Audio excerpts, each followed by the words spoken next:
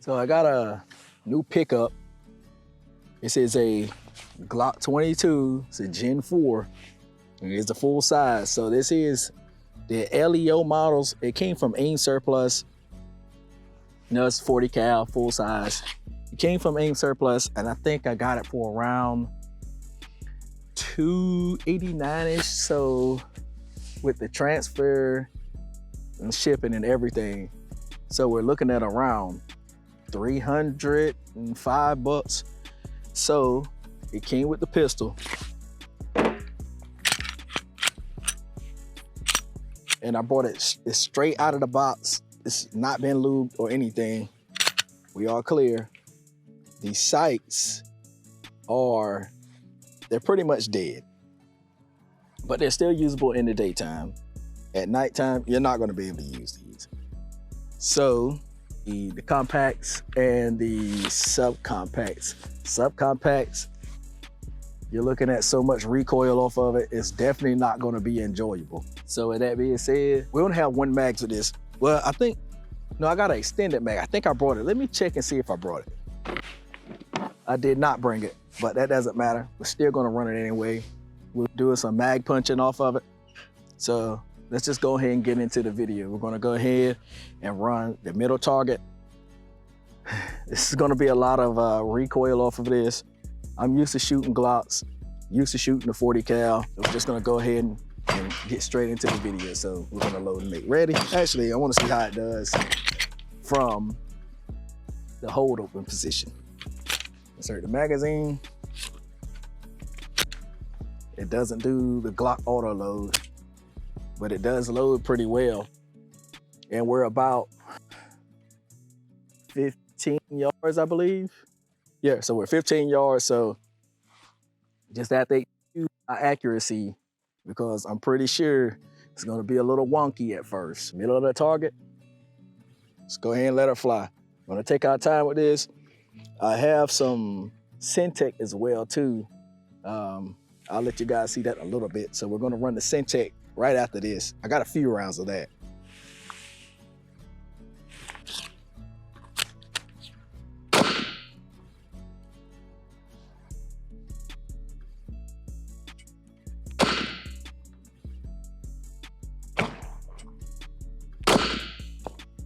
That one went high. That one went low and left.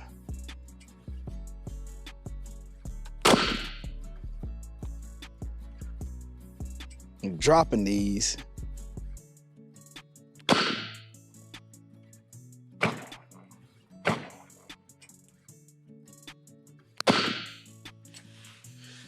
Okay, so it's not bad. It's not bad. It feels a little different from the compact model that I have. The compact model does have a little more recoil to it. This one is a little more manageable, because I know when I first got that subcompact model, I was shooting all over the place, being that I wasn't used to the Glock platform or a compact frame. I didn't have any compacts. I think that was, yeah, that's what my first compact pistol I actually had. Everything else was full size. Let's get back into it.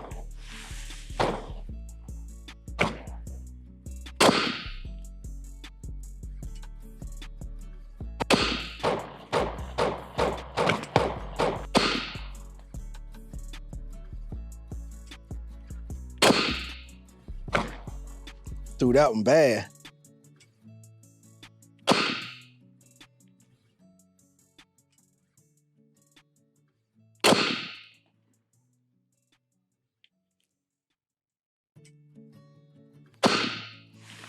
Okay.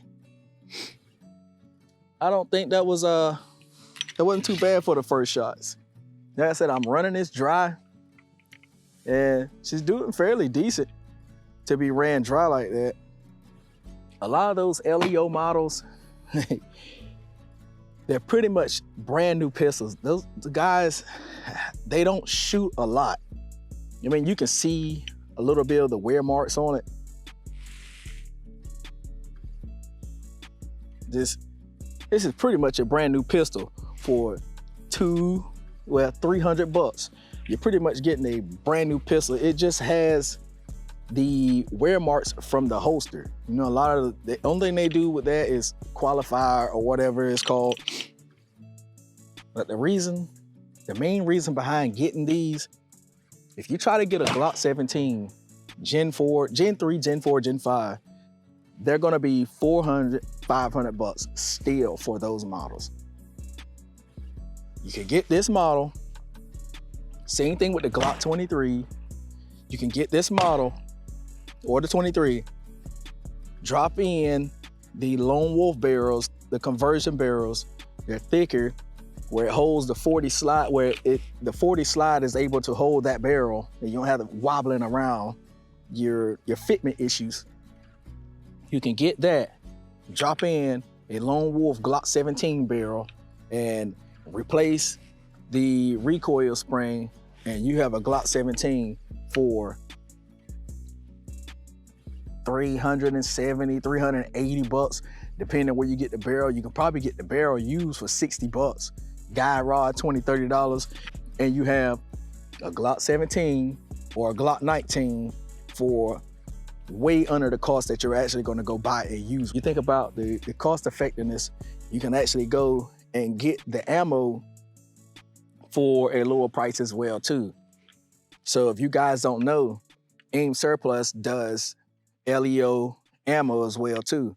Aim Surplus, if you're watching this, I like a code for this, because if this blows up, you're gonna have a lot of business.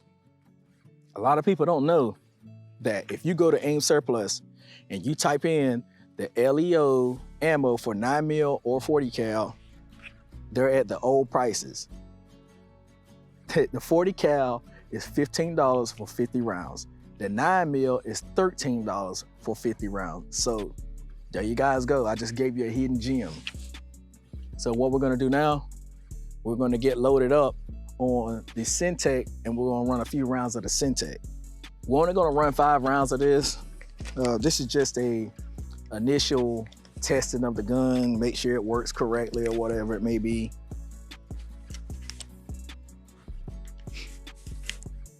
So this is what I mean by the Syntec. So hold up. The Syntec is some bright red ammo. Come on, focus in. So it's bright red, and you can see it looks totally different. It's a synthetic jacket with a lead. Is it lead? I can't remember. It's a different projectile on the inside of it, but it runs cooler and it has a little less recoil. This is what a lot of the professional shooters use. So most of the time, if you see colored ammo, if it's blue or red, it's most likely Syntec. Yeah, she just doesn't want to do the Glock though. Back to the middle target again. Let's see if we get any deviations on accuracy from the recoil or myself, because I am getting a little Glock knuckle off of this.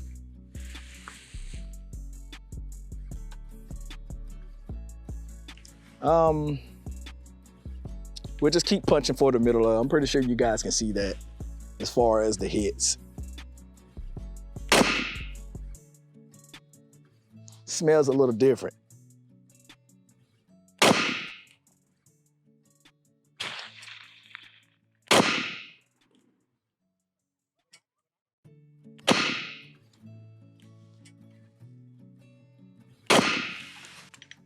So that felt a little better.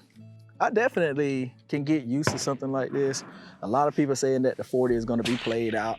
I don't care if it does. I have enough ammo set back to be able to run it anyway, so it doesn't really matter to me. The less they shoot it, the more I get to keep it and shoot it. So don't let anyone talk you out of not getting a certain caliber. Now, if it's hard to find specialty ammo, that's something different. But 40 cal, 45, 9mm, they all do the same thing. If they enter someone's skin or their meat or their body, it's gonna hurt just like anything else. So as in William H. 910 fashion, I'm gonna move on over to the steel. Well, looky what I found. A stick of zine, a clip of zine. I'm gonna load that up with the remaining. And so that's 20 rounds. I'm gonna go ahead and load that up. So this will be something else for you guys to think about. Whenever the scamdemic came around, I brought a MCK chassis for my 22, which can run that as well.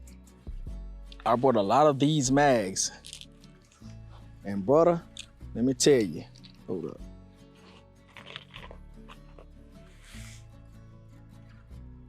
RWB, and these are for 28, you can run 29 rounds in them. Let me tell you about those magazines. I got a few choice words for those.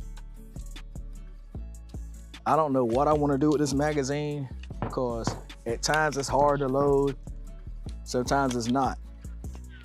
That can cause feeding issues depending on how tight or loose the spring is in it. Sometimes you can get these RWBs, they have fitment issues as far as going into the pistol and accepting rounds. So for right now, it's fairly easy to load. I'm just curious to see how it's gonna actually feed the rounds into the pistol whenever I get to it. Hopefully, it won't be as bad as I'm thinking. Because I know the last time that I ran this, there was other variables in it. I ran it with the MCK chassis, and if you don't know, with the MCK chassis, you cannot have a back strap on your pistol. If you do, you will have mixed results, and it will affect the reliability of your pistol. And there she goes, she's getting tight. That's what I was waiting on. Let's see if we can knock some steel down with this thing. That bird ran. Why am I shooting left?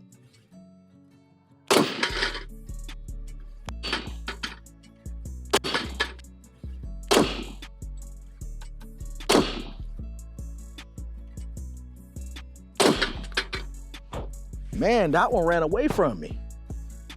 The world.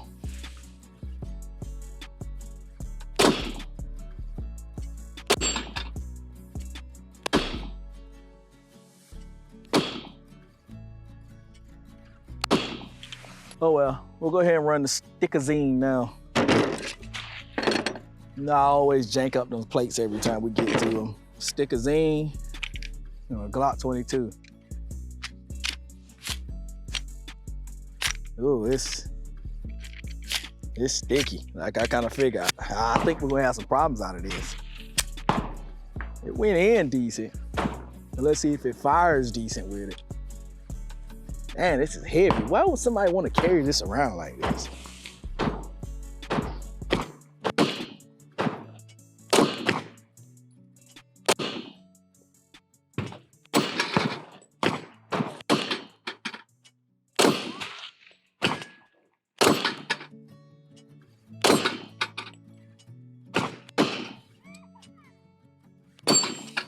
Somebody's having some fun.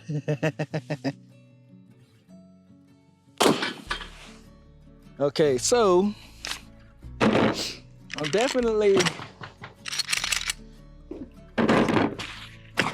that's one thing I don't like about the 40. It definitely hurts the finger and you get that Glock knuckle off of it. Other than that, it's a good shooting round. I mean, I don't have any problems with it. Oh, something else we forgot to do. Let's see if she does the Glock load. She does not.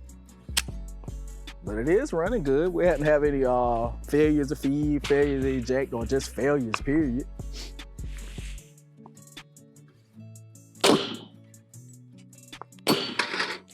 Let's see if we can do it one-handed. Sideways. Break yourself, fool.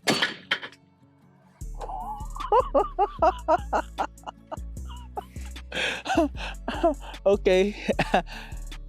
I don't know what to say.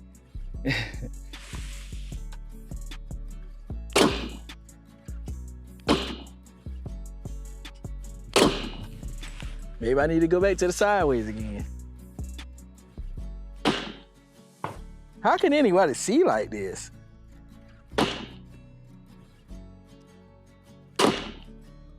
And there we go. That is what I was talking about.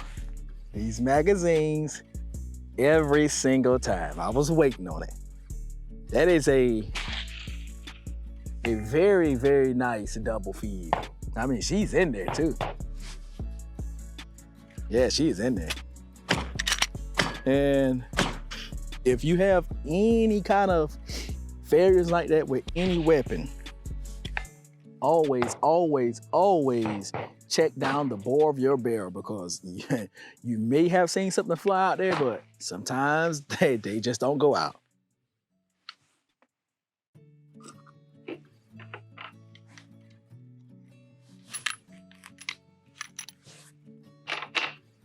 She's clear. So I'm not attributing that to the gun or not lubing it. These magazines, like I said, I knew coming into it, they gave my Glock 23 problems. And I already figured it was gonna be some kind of problems with it. And it could have been a mix of me holding it to the side too. So there's a lot of variables as far as dealing with these magazines like this. That's why they always tell you, stick with OEM. But this is it's real tight fitting. Let's see if we can end it out on a good note.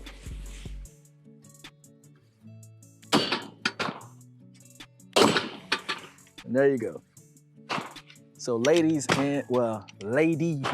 and gentlemen, there is a Glock 22 from AIM Surplus at a very, very good price. Oh, I forgot to show you guys what actually comes in the box with it, but which I don't know why they have it labeled G17, but pretty much, there's my paperwork. Y'all guys don't need to see my address. Get an AIM Surplus sticker, a lock that you don't need, that you're not gonna use.